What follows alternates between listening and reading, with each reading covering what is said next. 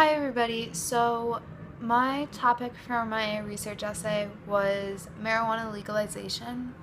I'm pro it because I feel it's inevitable. There's no real reason to be against it at this point, especially for medical purposes, because the medical plant is completely different. But that's getting into my actual topic. So I decided to do my research paper on this topic because it's going to be a foundational element in the upcoming election, because both sides in an essence are for it. Democrats because freedom to act, a it's a freedom thing, not really a governmental thing, I guess. It allows the Democrats to tax something new instead of just raising taxes. It also allows personal freedoms. And as everyone thinks that the Democrats are hippy dippy socialists, it kind of fits that regime, I guess. Then there's the conservative side of the issue where it's a freedom. Personal rights. You have the right to own guns, you have the right to do whatever you want with your body. It's more of that foundation. I'm not talking right-wing, crazy, all babies are babies, no woman has the right to control her body, blah, blah, blah, blah, blah. I'm not talking that side of the issue. I'm talking middle of the range Democrats and Republicans, which is where we're getting back to. We're getting less away from, excuse me, I'm not trying to offend anyone, but Sarah Palin crazy and Joe Biden. Like, we're getting less away from this severe division and more straight down the center, because that's what our generation is looking for, is more straight down the center.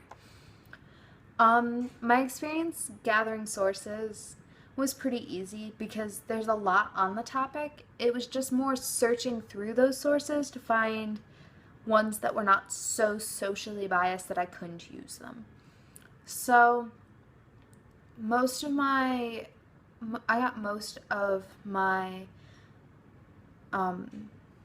sources off of JSTOR, which is a journal collection source, and off of Advanced Google Search and Google Scholar. My big problem was finding a book to use as a foundation, because it's such a new topic that there's not a lot of unbiased books about the issue. I ended up using, for actually my introduction, a book written at the beginning of this whole endeavor about the racism. It's actually written from a racist white politician's point of view, and it's written about how drugs are corrupting the society, and I used that as how this is more of a race war than it is an actual drug issue.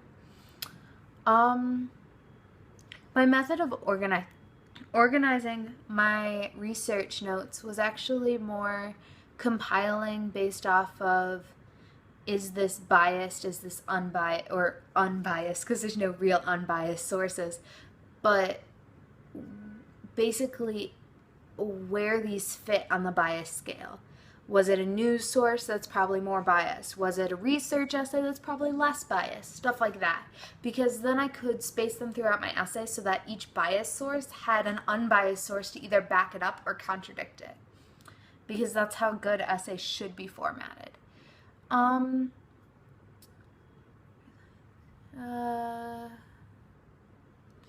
The thesis of my actual essay was 2 sentences, and it was, it's 3 sentences actually. There are significant benefits to removing the archaic laws in place today, which include the reversal of deficit spending. Sorry, I'm having a word flub day. There are significant benefits to removing the archaic laws in place today, which include the reversal of deficit spending and increase in each individual's freedom of choice by increasing the amount of tax dollars gained, as well as ending the destructive socially Darwinian combat, which is the war on drugs.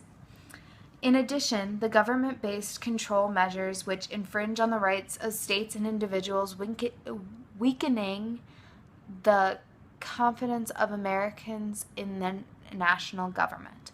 Basically, in all of this, my thesis is that in removing these laws, we will be increasing individuals' freedom, increasing the amount of tax dollars gained, ending, and there's that big phrase, destructive socially Darwinian combat, which is the war on drugs, basically ending the war on drugs because it is a biased and unprofessional war that doesn't really do anything. And then in removing the government-based control measures, which are all those control measures that say, like, children with seizure problems and stuff like that can't have cannabis to control them. Then,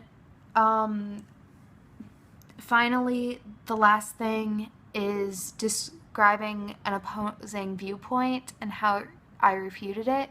Well, my biggest opposing point was basically how it's such a poisonous, harmful thing to a human being. And I refuted that by saying that the CDC doesn't even report any marijuana deaths per year. It reports on average 6 alcohol poisoning deaths every day. But there's not a single statistic saying how many people die related to cannabis use. This could be because of, like, poor research, but I firmly believe that this lack of research is not really lack of research, it's lack of findings. People don't die of cannabis overdoses because it would take thousands times more than what people are smoking to be a lethal dose. Because in the end, it's just a plant. It's not filled with chemicals unless it's laced with something, and in that case it's not the cannabis fault, it's poor regulations. So basically, in the end, I'm done rambling about my topic, but basically I've decided that I am pro cannabis use, and I think it should definitely be legalized, and that's what I wrote about in my essay. Okay, bye guys.